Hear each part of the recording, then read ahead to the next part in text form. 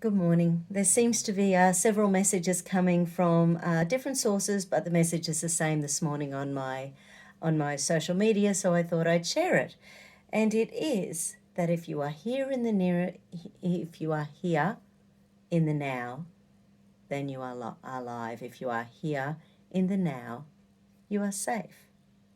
So it's a reminder that just because we know big picture stuff, just because we know what might be going on behind the scenes, doesn't mean that we are in imminent danger in this second, which means it's our choice. It's our choice to enjoy this moment. It's our choice to enjoy our freedoms. It's our choice to enjoy how we make every moment of every day count. And yes, this past year and a half has been a time to go inside, pay attention, what is important to me, and make decisions based on that. And I'm sure we've all made decisions over the past 18 months, things that just aren't so important anymore.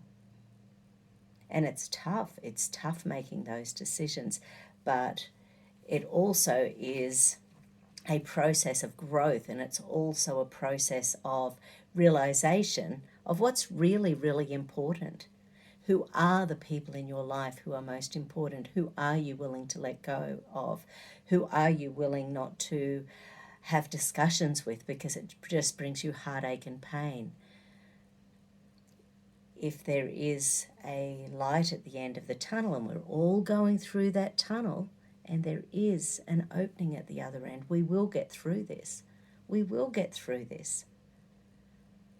And in the terms of white hats, dark hats, let's just hope the white hats win. You know, the good guys are out there fighting the good fight. So let's hope that good overcomes the tyrannical craziness going on around the place that we have no control of in this here moment.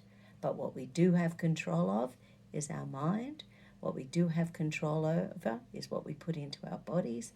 And what we do have control over are the choices we make every moment of every day. What makes me sad? What makes me happy? What makes me anxious? What makes me feel grounded? What makes me stressed? What makes me feel alive? What makes me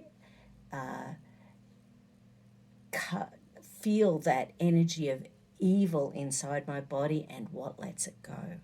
What choices are we making today? Okay, part 2.